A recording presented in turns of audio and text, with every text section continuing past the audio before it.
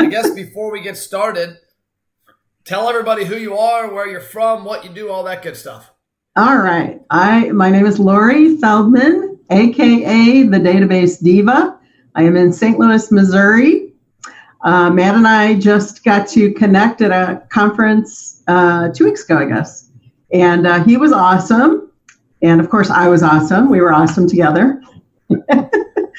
And so hopefully we'll impart some email wisdom on everybody. I have been doing direct response marketing for a very, very long time, specializing in marketing automation, email marketing for about the last 10 years. And mostly work in B2B, but have done some B2C. It's all people to people now. That's what we all know. So just intuiting how do you talk to people in an ever virtual world where nobody wants to talk on the phone, they don't want to read their email, they want to surf on social media all day. So how do you still get attention? How do you still start engagement with a new prospect? And email is still very much alive, despite what Matt may say today. No, I love the fact that last week in your session you called me out on it. That was great because I always preface it. I always say that email is dead for most people because they've used it incorrectly. I got a client I was looking at yesterday, 122,000 people on their list, and they get 8 to 9% open rates. And the reason is they send the same thing to the same people all the time, and there's no buckets, there's no separation, there's no differentiation, there's no engagement.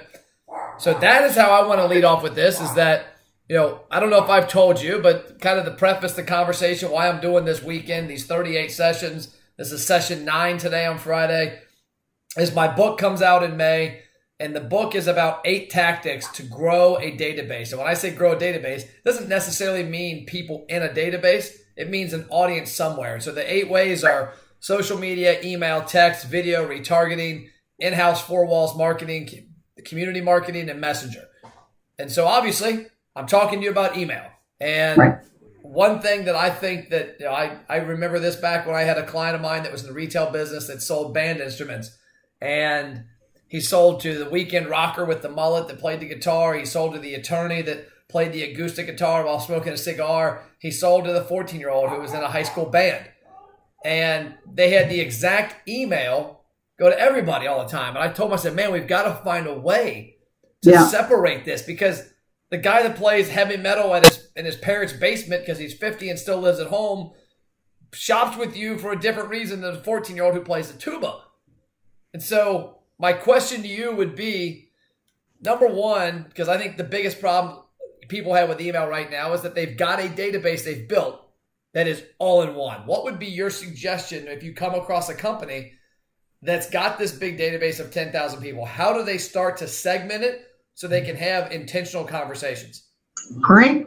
That's a great place to start. I love starting with the database because if you do database right, it's going to enhance every kind of advertising and marketing that you do. So you have to have the data. And let me just say one more thing before I jump into that question, Matt. One of the things that you brought up is such an important thing that I sometimes forget about because I just take it for granted that, of course, you're going to be in business, you're going to have a database.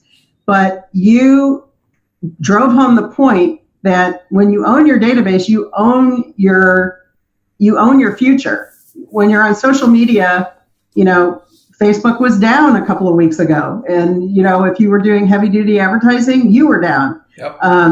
Anything like that is owned by another company, you don't have control over your destiny. But when you own your own database, you can take that and go anywhere. And I think that's a really important point. So the next thing, we all agree we need a database. The next thing is, who is on the database? Who are the prospective buyers who have bought before? So that's the first delineation is, who are my prospects who have not sold anything to yet? Who are my customers? I've sold them and I want to sell them again. Now, between those two audiences, obviously, if we have customers that we've sold something to, they've paid us money, they know, like, and trust us already, it's going to be far easier to sell those people something else or ask for a referral than it is to start from scratch with someone who has not spent any money with us yet. They're still cold, even if we warmed them up.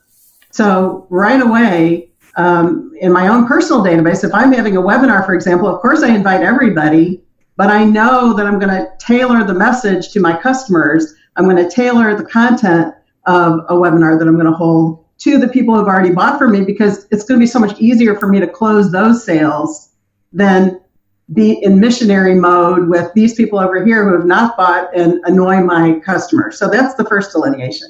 The next delineation is, I guess we should make a difference in for all your restaurant people or B2C people. There's not a whole lot of difference of what you're going to collect, but the next thing I always look for is, what is the number one trigger in your business? So if I'm a restaurant, it's probably a birth date or an anniversary. So I want to collect month. I want to get birth date months. That's for both partners. And I want to be able to identify which is which. I want to get an anniversary if possible. Maybe kids' birthdays, you have to decide all of that. But if I'm B2B, maybe it's an X date. If I'm in insurance, when does my insurance expire? If it's, it could be last order date. There's always some kind of a date that is very critical to build a campaign around. So that's the next thing I'm going to look for to build in my database. And if it's an order date, that should be really easy to capture either through your bookkeeping software or manually. Most people aren't making thousands and thousands of transactions at a time, that even if you had to track that manually, it's not that big of a deal. But that's a very important date. And once you have this baseline information, it's super easy to wake up in the morning and go, I need to get a campaign out and sell more people X with using this date. Or if it's a birthday thing, then, and by the way, any B2B company can also do a birthday promotion. Nobody does that. That is the personal touch of all personal touches. It's not just happy birthday on Facebook when it pops up in my feed. This is a real personalized, hey, just wanted to let you know I was thinking about you. It doesn't even have to have a call to action. It just has to be a happy birthday. I know today's your day. Yes, you can on LinkedIn. One of my biggest successes in advertising, sales, and radio back in the early 2000s was that I used ACT back then. And I literally, because I read a book from a guy named Tom Hopkins back in the late 90s about, if you're not going to have the same career your whole life, was his message. You better create a database of people who know Matt Platt and own it. Exactly. And so I did a really good job back then of listening to him and my dad and some other mentors, but I would find out whatever I could find out on phone calls with my clients. Complete B2B. And I remember one time I found out the birthday of a lady named Michelle, who was the buyer for the media agency for the Ohio Lottery. I also found out her husband was from Cincinnati. And then when she came down from Cleveland with her husband to visit family, they timed it around when raspberry chip came out from Grader's Ice Cream, which is a local ice cream brand. Well, oddly enough, Grader's was a client of mine. And so it always owed me favors. So I noted when her birthday was. And sure enough, when her birthday came around, ACT sent me a notification. Hey, it's her birthday, a month ahead of time. I called Grader's. It was actually about a month before they launched that ice cream, but they let me have it anyways. Wow. I overnighted her ice cream about a week before her birthday. And she calls me and she's like, Matt, what is this? I'm like, it's your ice cream for your birthday next week. How did you know it's my birthday? I'm like, I know. How did you know I like this ice cream? And she was blown away, and it was no coincidence. Now, I did my job, but at the same time, over the course of 4 years, that account went from a zero account at the radio station to a $200,000 account. Yep. And it was because of that. So you're exactly right. Date marketing is huge. Yeah. And there's always a date in anybody's business, no matter what you're selling, a way for you to separate yourself from what everyone else is doing or not doing, really. Other things that you could sort by are product sales. So if somebody buys A, now you want to focus on selling them B, or maybe another A.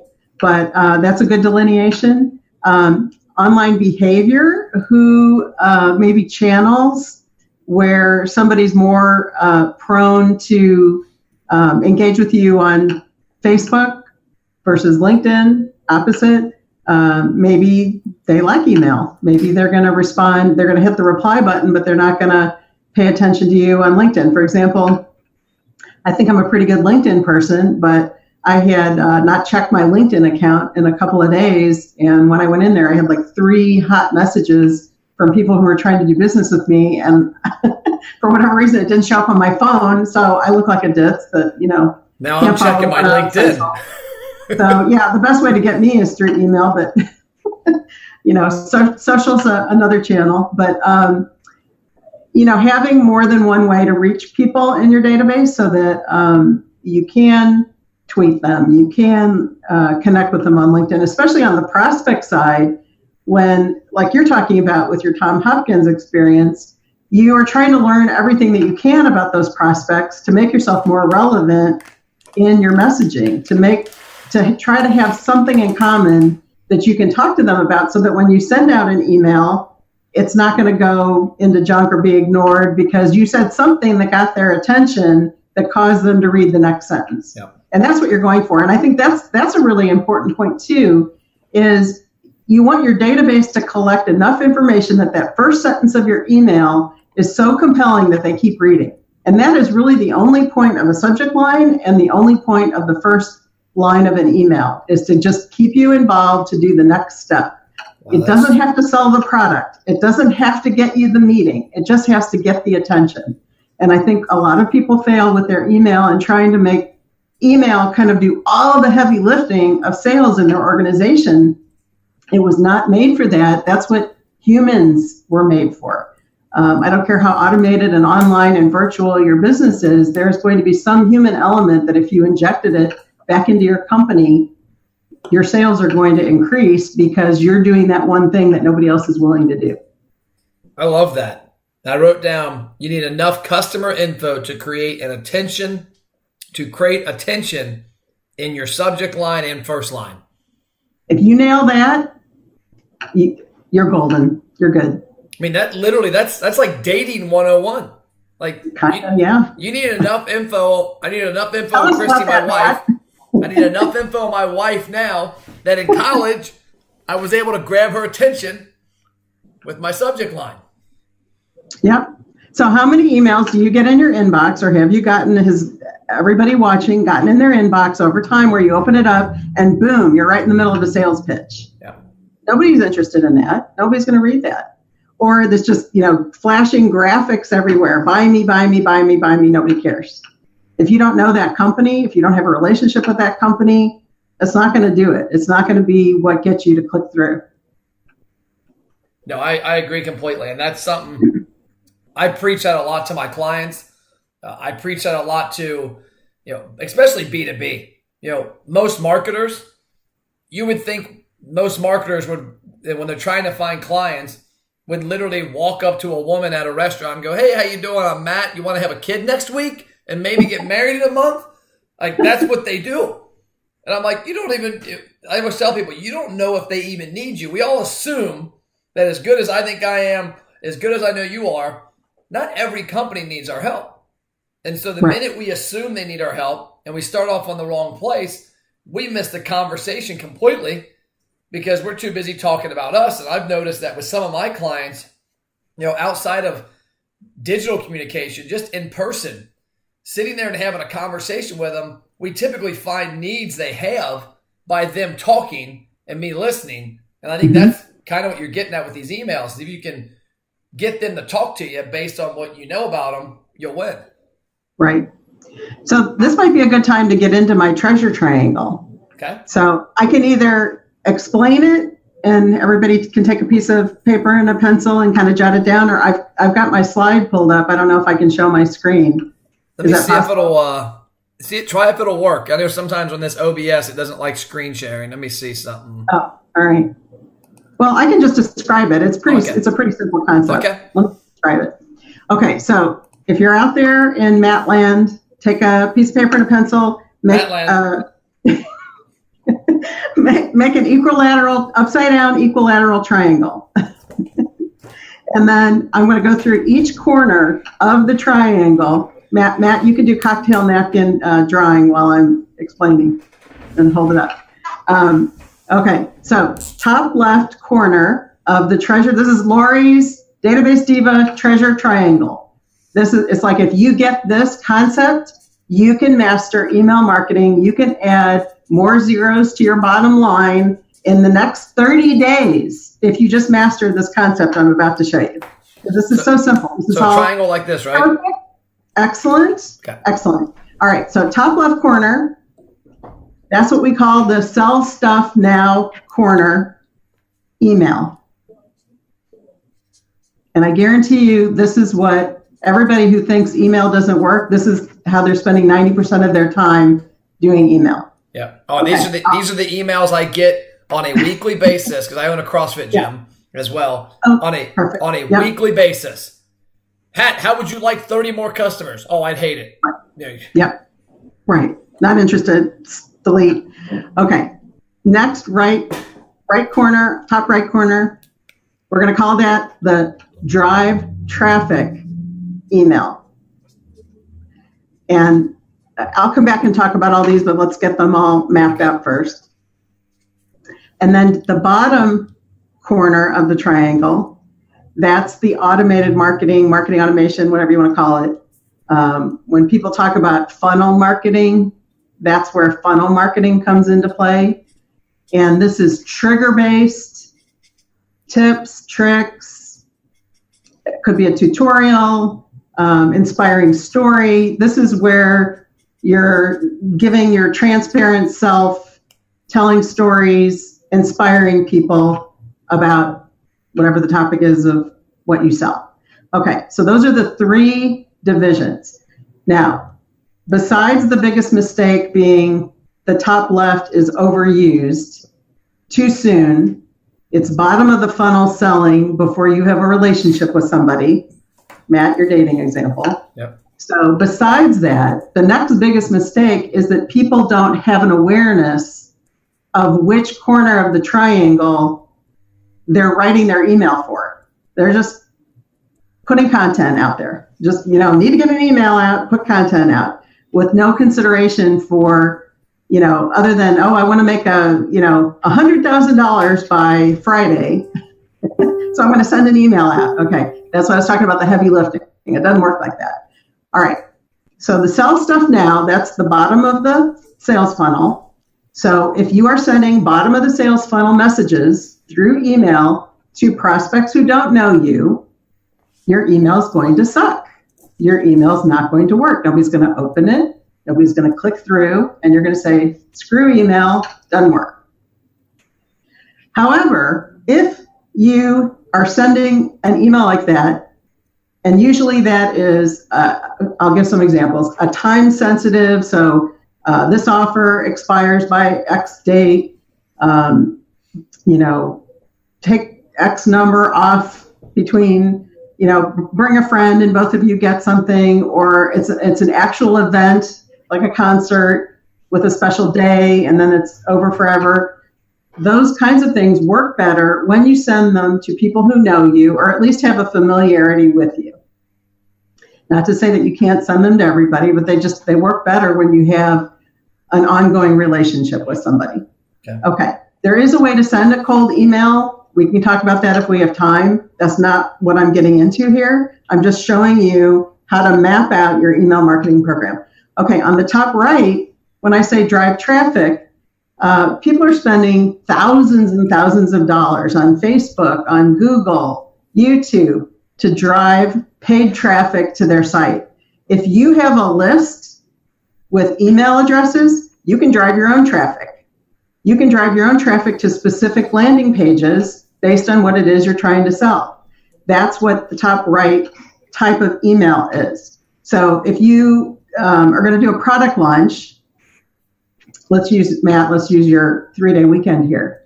So if you weren't sitting in front of a screen interviewing people for the next 36 hours, then what you could do is you'd have a special landing page on your site promoting this event, and your email would push everybody to that page. So you're driving your own traffic to your website for a specific reason. Then once you get retargeting set up for that page, Matt, you can talk all day about that.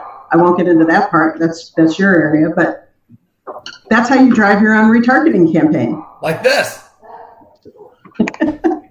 All right. So that's the drive traffic part. And that can be top of the funnel. It can be middle of the funnel. And sometimes it can be bottom of the funnel. It's kind of all of them, but it's not just bottom of the funnel.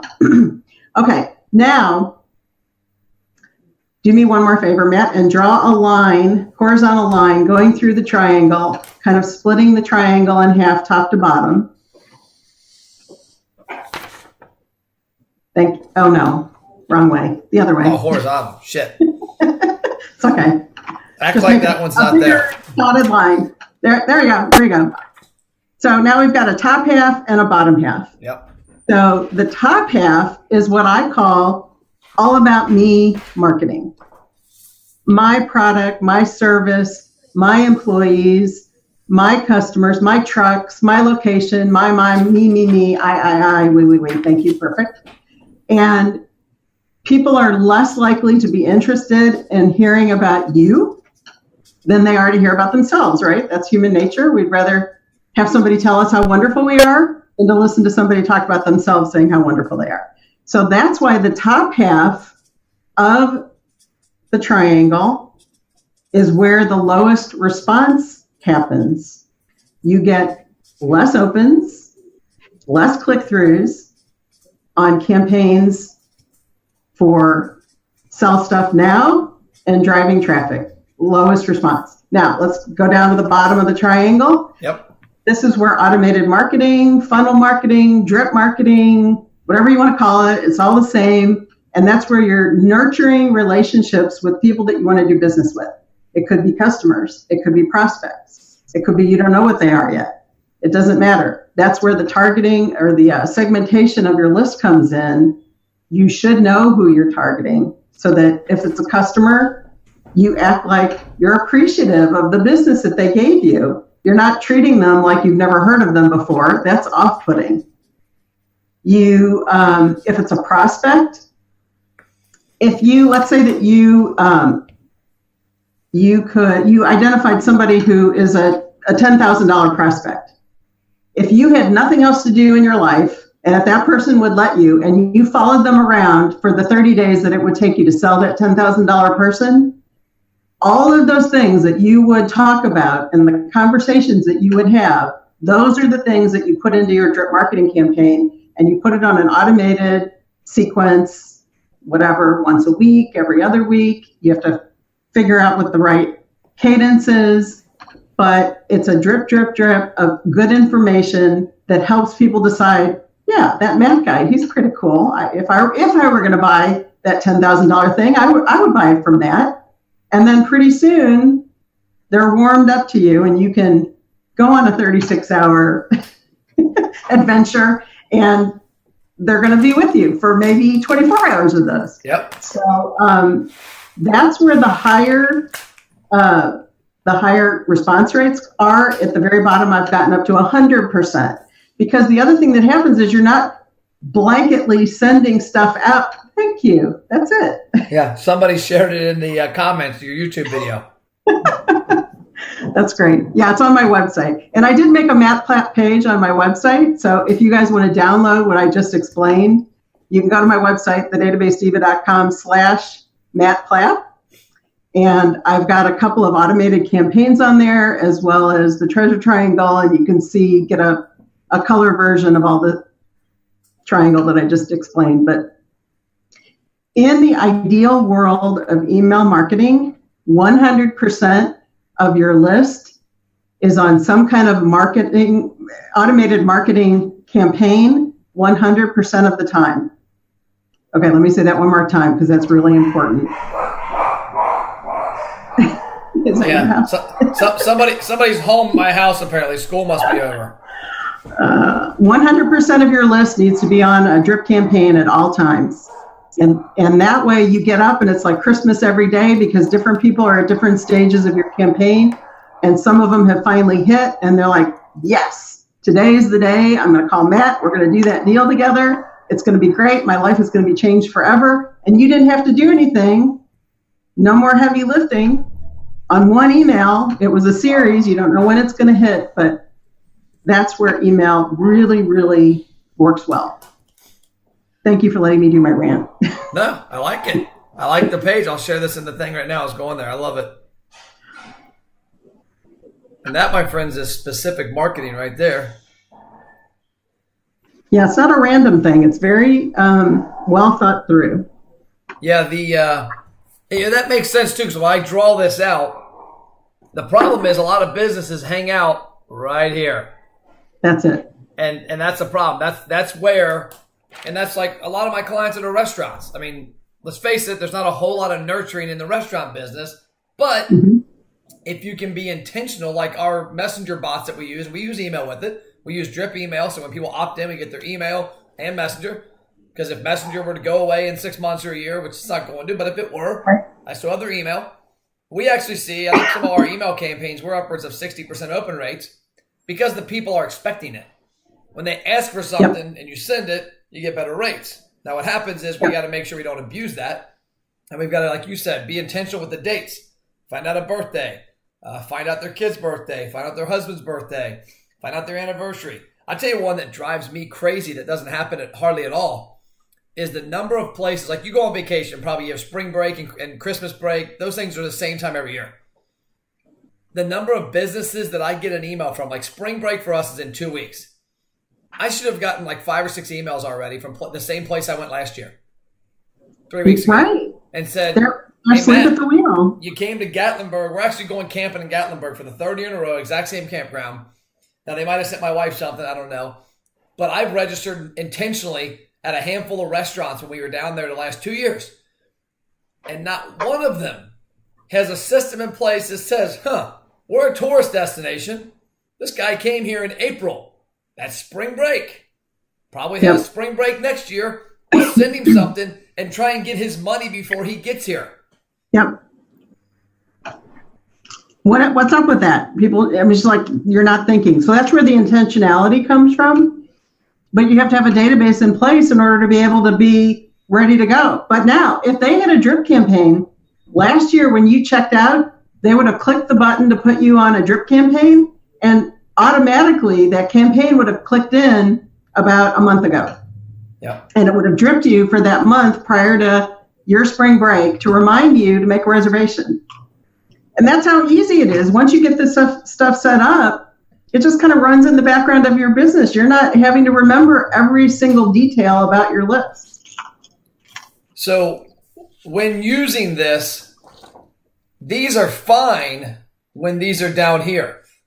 When you've got somebody that you know. No, they're fine where they are, but you have to deploy it at the right time. Okay. So it comes down to timing. I got you. Yeah. What is your your favorite platform for doing this? What email program do you like the best for this? The one that you will use to commit yourself to your business, to your database, to your email marketing program. So whichever one that is. I mean, I do have a favorite. I'm happy to say what it is, but it's ActiveCampaign. It's ActiveCampaign. We're partners for them now. We've been partners for probably every single one on the marketplace. Todd is in the other room. He's our programmer.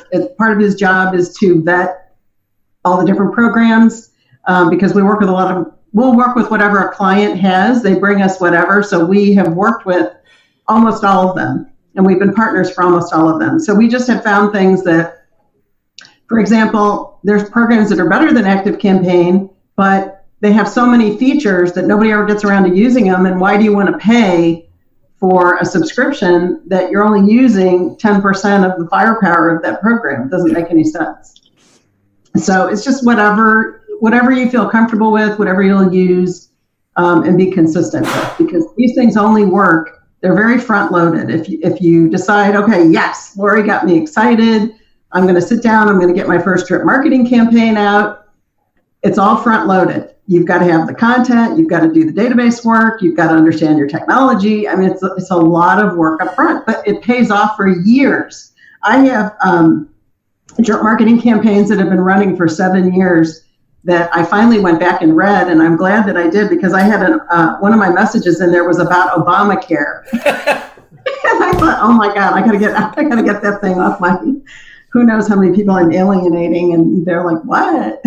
So, but they run forever, and when they run out, I just turn around and start them over again, and people never remember getting those same messages. So it's a gold mine to put your time and effort into it. And I'm not like Matt and saying, don't do anything but Facebook marketing.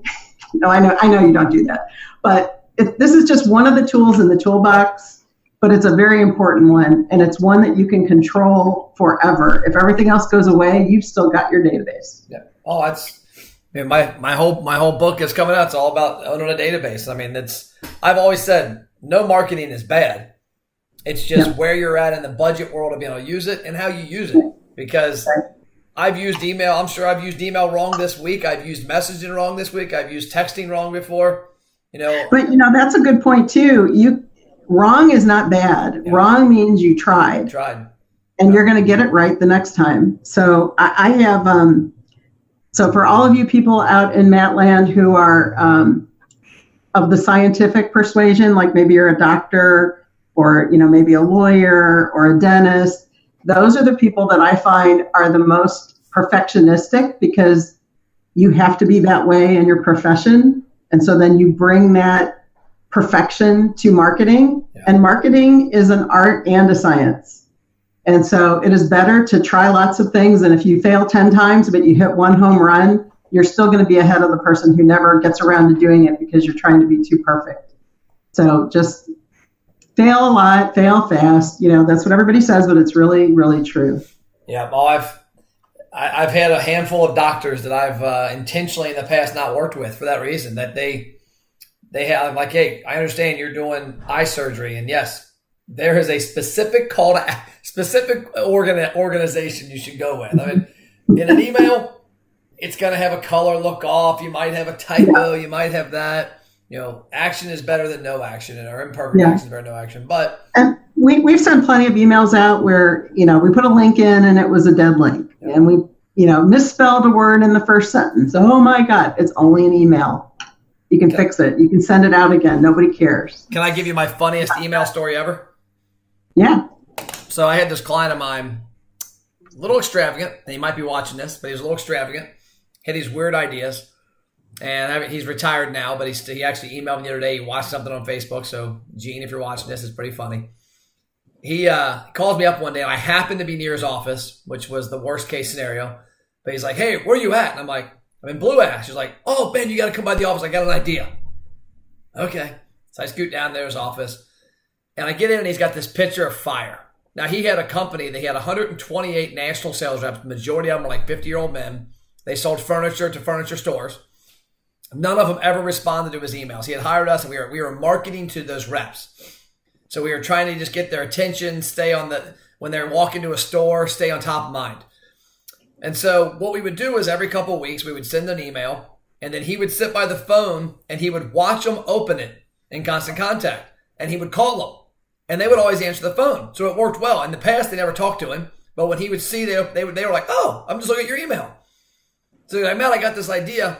I want to send this picture of fire, and then we're going to send an email that says we're lighting a fire on you. That's all it is a fire. And I'm like, why? I'll tell you tomorrow. I'm like, what do you mean? He's like, I got another email idea, but this one has got to go first. I'm like, whatever. Well, this was before. Nowadays, I think it's not impossible, but this was before when you would pull a picture into a program, the link wouldn't go away. And so I didn't know where he got I didn't know we got it in. It was done like literally in 5 minutes. Sent the email. Dumb me, we didn't we didn't click the picture, nothing. Out of nowhere, his phone starts ringing. Ding, ding, ding. And I'm like, man, nobody ever calls. We always call them. And they're like, dude, great email. And I'm thinking, what is wrong with these guys? Like, how is that a good email? So I'm looking at it. So I finally clicked the flame. It goes to probably the hardest pornography site you've ever seen in your life. And I'm like, oh my gosh. Oh, I showed him, and he's terrified. Oh my gosh, Matt, we've got to send out an apology. I'm like, I agree. So we send out an apology. We get we've never gotten a response to any email. We get 50 responses like, oh, that was an accident? That shit was great. I'm like, I said, you knew your target audience. I said, thank God you don't have 128 40-year-old women with kids. Oh my God. That would have been a disaster. Hilarious. But That was my email story. So I got my last question for you is my book, chapter 13, is 86 ideas to help you avoid chapter 13. So I'm looking for your one. If I come to you and I'm this restaurant that's got 21,000 people on their email list, getting 8 to 12% open rates, what would you tell me how I could fix that and maybe be different and how to move forward with it? Okay. Or just a tip that they could use. Well, I have to go back to segmentation, and I would say, are we talking a fine dining? Give me some more information. No, it's fast casual. Fast casual, like a casual. Chipotle. So who do we want then? A family is going to be a bigger spend than a couple. Yep. So mom, dad, couple kids. Yep. All right. So you need to spend the time identifying the families on your list so that you can do family-friendly, targeted marketing just to the families. Talk about families all day long. Maybe sponsor some family events. Have some family, win a weekend at Six Flags for, family of 4. Those kinds of things, but only when you have your database highlighted. So I just got a genius email. I meant to print it out. I'll send it to you, Matt. Okay. Because it was perfect. And I can explain it, and then it would be really easy for everybody listening to do this. It said something like, we're trying to get to know everyone on our list better. Would you help us by telling us who you are? And then it had 1, 2, 3, 4 links. And the first link was, now I'm a crafter. So this was a crafting thing. Okay. I'm new to crafting. I'm just learning how to do everything. Second one, I've been crafting for years and I'm always looking for new tips. Next one, I used to craft and I went away, but now I'm back. I don't know. There were 4 different things. And you clicked on the one that was most like who you were. And that click from that email registered in the metrics program. And now everybody who clicks can get tagged with that 1, 2, 3, or 4, boom, instant segmentation. Yep. So it's not hard to do this stuff. So their next couple email campaigns versus being promotions could be meant to help identify the list. Which one of these, for a chance to win a $100 gift card, which one of these best identifies you and why you eat here? Yep. Okay. So I went through and I clicked on every single one of them. And all it did was take me to a thank you page. Thank you for taking our survey. So it wasn't even a big deal of what they clicked through to. They were just trying to go for the click to figure out how to tag me. Now, what I'm curious of too is if that thank you page had a Facebook pixel on it, because then they could double whammy. I'm sure not. Yeah. They could send you an email based on A, and then the next day you're on Facebook and you see an ad like, oh, look at that. It's a great idea. That's a great campaign right there for every restaurant. Yep. Well, cool. And I'm impressed that you said 121,000 because I always tell my clients, especially small businesses, you need at least 1,500 names to have a viable email marketing campaign. Okay. Unless you're selling $100,000 something or others. Yeah. But rank and file, 1,500 is the magic number. Well, great. So for my audience, we shared the link in there with your website, with the page on the triangle. How can we help you? How can people that are out there that are looking for help? What is your specialty and how do they find you and all that good stuff? Thank you. If anyone doesn't believe me and says my business is different, email marketing won't work for me, or you have a specific email marketing question, I do a free consult. I will answer any question. This is who I am. I don't overly sell. I have people that come to me. I have plenty of clients. I'm happy to work with anybody new, but I'm not going to put the hard pitch on you. Feel free to call me. Ask me anything, and I will give you honest, true to life examples of situations that are very similar to what you're trying to do and help you improve your program and add more zeros to your bottom line. Cool. Well, I appreciate you coming on. And I appreciate you, Matt. Thank you for interviewing me today. You're welcome. Adios. Other Matt says bye too. Good luck in Mattland. See ya.